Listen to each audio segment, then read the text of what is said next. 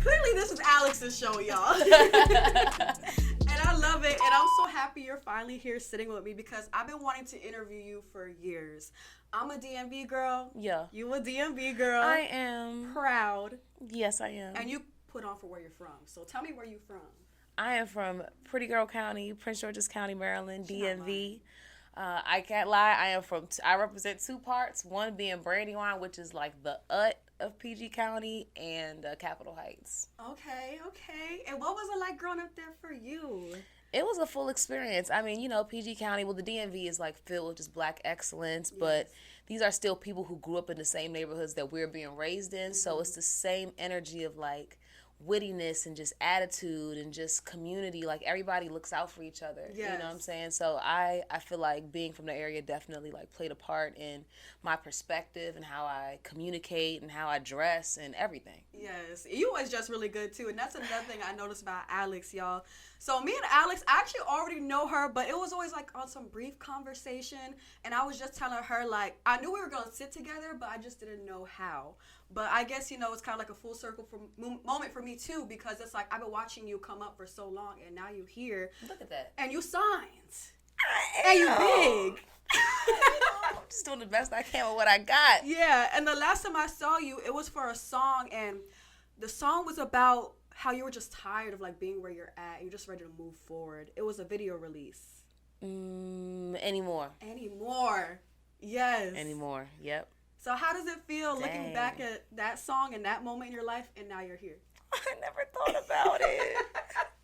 Don't make me cry. Dang, I really did, and I wrote that song on my chest. Things can't be the same, and they won't be, and they're not, and they're still changing. Yes. And I don't think I knew for sure what I was asking for when I was asking for things to change, but I am here and I am down. Did you always want to be a signed artist? I don't think the objective was ever for me to be signed per se, but it was definitely to be a world-renowned artist, able to perform and, touch many lives and, travel the world and just be rich, fine, and successful. So, rich, fine, and successful. Thank God for Lvrn and that coming together and them being great people and it being like a great deal, not like these weird, scary botch deals that you read about. Whatever made the most sense is what I was down to do. Tell me how it changed your life so far.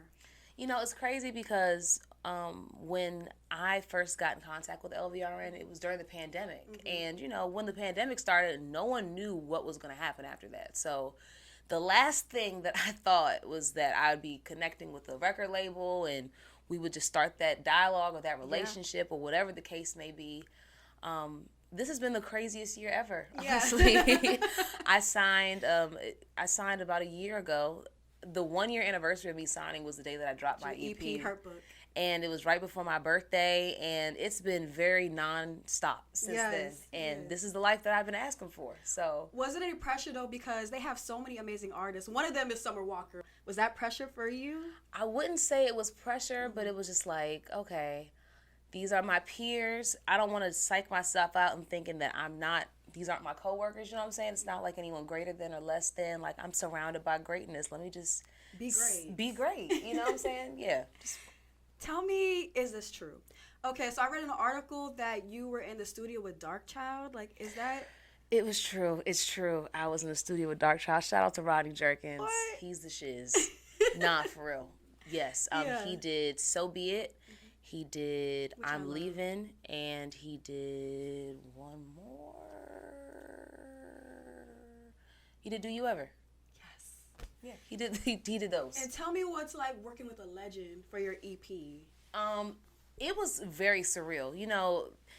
When I was told, like, yeah, you're going out to Orlando, we're going to work with Rodney Jerkins. He heard one of your songs, and he asked for you. I'm like, me? From Pretty Girl County? All right, I'm not going to be mad at it. Yeah. And when we went down there, it was like just a total vibe and synergy. And, it's cool being with a veteran like that. And I mean that in the most respectful way because, like, I could see him, like, when he was in my position, like, first just getting into the space, you know what I'm saying? Like, we saw each other, is what I'm trying to say. And I'm sure he's excited working with you because your career is looking very promising. And I know people say R&B is dead. We don't need nobody else, but listen, you're in your lane. Absolutely. But yeah, no, working with Rodney was incredible. He's a producer whose work I actually grew up listening to, like legitimately. So it was fire. Another confirmation, like, girl, just be you. Just be. Yes. Yeah. So tell us about the Hurtbook, okay? I listened to EP, visuals on point, engineering, music is on point. Thank you. Where can we start with this? Who hurt you? Girl, life, the process, me, I'm hurting me. You know, the Hurtbook, which just dropped on Friday, available on all streaming services. It really started with me getting to another adult puberty moment. It was like that anymore moment, but in 2022. But this time, it's like the relationship with myself. Yes. You know what I'm saying? Like, you know, the Hurtbook it stemmed from a situation from me and a person, but it felt deeper than romance. You know what I'm saying? It was connections with everybody. It was connections with everyone. Mm-hmm. Just connections with friends and connections with myself and the way that I talk to myself and family. And no one else can get me to a better space or to a different space except for myself. Yes. And for me, like, I would usually try to ignore my feelings or push off my hurt by indulging in something that I shouldn't, or diving into my work more, you know, instead of actually addressing what's going on head on. Yes, you have a lot of moments in the song where it feels like we're just really in your head, like you're really just like looking yourself in the mirror, like you got to get this together. Yeah, none of these songs are necessarily about other people. It's about self. Mm-hmm. Like, the whole project is dedicated to self. Like, what am I supposed to take from this? And damn, why does it feel like that? Oh, you know, or it's okay to feel like that. Yes. You know, you have to hurt so you can heal. Mm-hmm. We don't have to hurt to heal, but in order to, you gotta hurt to heal. You hurt, but you heal. What song on that project would you say is you have the most vivid memory of recording or writing? And why? I mean, technically all of them, right? But I'd say So Be It probably was the most memorable song. I love that song. It's very relatable too, because I feel like the first part in healing is just understanding what's going on and being okay with it, and I could definitely relate to that. Yeah, because that song is not about like romance, it's about friendships. Like, when I was kind of going through a situation with a few like people that I didn't think I'd ever go through situations with, and it wasn't a situation that it was beef. It was just like life just kind of pulling us in different directions, and it's no one's fault. So the energy wasn't necessarily like, fuck it, or I'm good off you. It's just like, you know, I've done all I could in this scenario, and I still love you, and I still have love for you and wish you the best, but I you know what I'm saying, I got to keep it moving. Are you living in LA right now? Yeah, I'm in LA right now. So would you say that you lost a lot of friends, like transitioning over to a new life like that? I won't say that I lost a lot of friends, but I'll say that when I made the decision, when I started making decisions for myself and my future, things just started shaking with everyone. And it's not just a me thing. I think it's just like a time and a space where everyone in this age are just like starting to make decisions for themselves and for their futures. And sometimes it just clashes with other people's plans. And that's not a bad thing. It just means that it takes some restructuring. But some situations and some scenarios, some people don't want to restructure and some people don't want to evolve. How did you cope though? Because I know that was a lot for you emotionally. Oh my God, it was very rough for me, to be quite honest, because, you know, I'm in LA. It's not like I just signed up for like a new club and there's just like other members just walking around like Sims characters. You know what I'm saying? Like, I'm out there just doing my work and being in my apartment. And, you know, I have lots of thoughts and feelings and emotions, and my friends that I usually call or speak to when I was in those type of spaces, because we kind of related, like, that's not a thing anymore. Like, we're in different industries and we have different things going on. Like, we can't be there for each other the way we once were.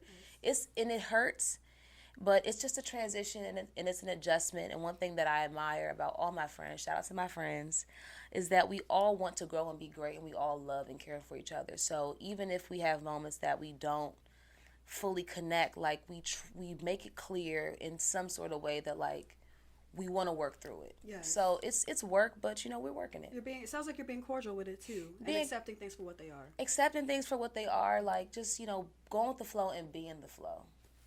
So you have a lot of eyes on you right now, especially your hometown rooting for you, LA, Atlanta rooting for you. Right. You know, shout out to everybody that's supporting you. But how do you say that you're dealing with the new eyes on you and all the pressure that comes with it? I'll be honest, I was feeling more pressure when I first, like, before I got to this first year. I think one of the biggest things I'm taking away from, being an artist is to really just be yourself. Like, hone in on that. Like, don't try to be an elevated or a different version. Like, just rest in yourself and know that you're doing the best you can what you got, and you're only getting better. So all that to say, like, I don't really know. I'm meeting a lot of new people. I'm glad that I'm being received well, but all I'm doing is being myself. So that's the best way to do it. Yeah, and it keeps me sane. So what can we look forward to, like, or what are some things that you're manifesting with your career? Because you're a signed artist, the opportunities are endless now. So what are you manifesting right now that you want to put out there?